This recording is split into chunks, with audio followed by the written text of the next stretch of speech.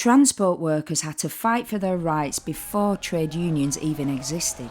Throughout the 18th century, seafarers protested against cripplingly low wages.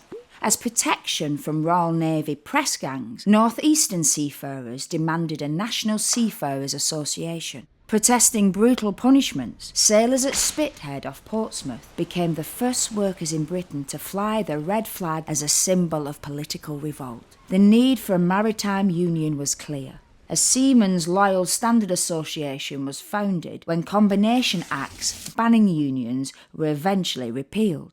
The seafarers' first trade union appeared in 1850, with 3 more in as many decades. In the same period, workers of the new railway industry joined the battle for representation. As rail networks spread, so did workers' unrest. The first recorded railway strikers were enginemen and firemen on Britain's first passenger railway, followed by labourers on the Great Western and then the Glasgow and Ayrshire railways. The first railway strike called by a named organisation was in 1848, the year of revolutions across Europe.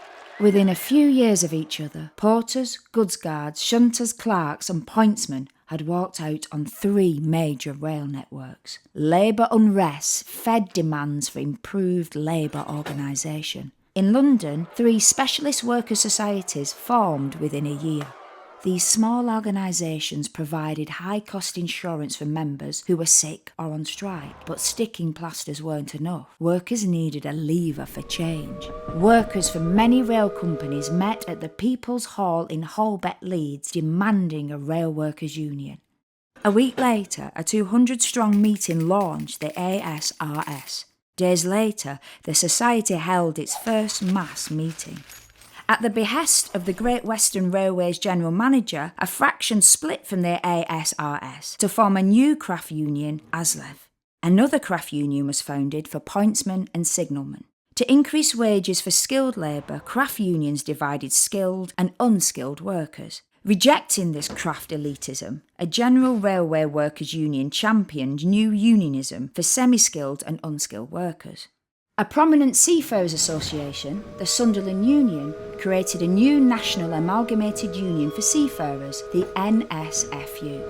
For rail bosses, trade unionism for clerical workers was a particular concern, since they had access to vital commercially confidential information. Nevertheless, clerks formed their first national association by the end of the 19th century. By the early 20th century, dockers' leaders founded a National Transport Workers' Federation to unite dozens of diverse transport unions. In 1911, Britain's first national rail strike brought 5 unions around a table to discuss greater unity. 3 merged to found Britain's first industrial union, the National Union of Railwaymen. The new NUR expanded further when a National Union of Railway Clerks joined their ranks. Seafarers opposed the leaders' cosy relationship with shipping bosses, formed a seamen's minority movement to revolutionise NSFU's policies, structures and leadership. Rival seafarers' unions were squeezed out by ship owners' powerful partnership with the NSFU, soon renamed as the National Union of Seamen. Many black trade union activists teamed up with the SMM to fight discrimination and racism in Britain's merchant navy, establishing a colonial seamen's association. When NUS members were jailed for strike action in 1960, union militants launched a national seamen's reform movement in 1966, leading the first national seafarers' strike since 1911. 2 decades later, when NUS members took strike action against the P&O Shipping Company, a Tory government used the new anti-union laws to freeze union bank accounts, leaving the NUS facing financial ruin. After 167 workers lost their lives in Britain's worst post-war workplace disaster, North Sea energy workers formed an offshore industry liaison committee.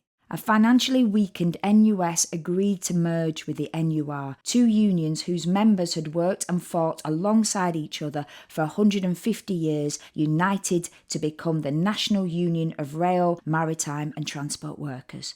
OILC was the most recent union to join. Today, the RMT is Britain's largest specialist transport union.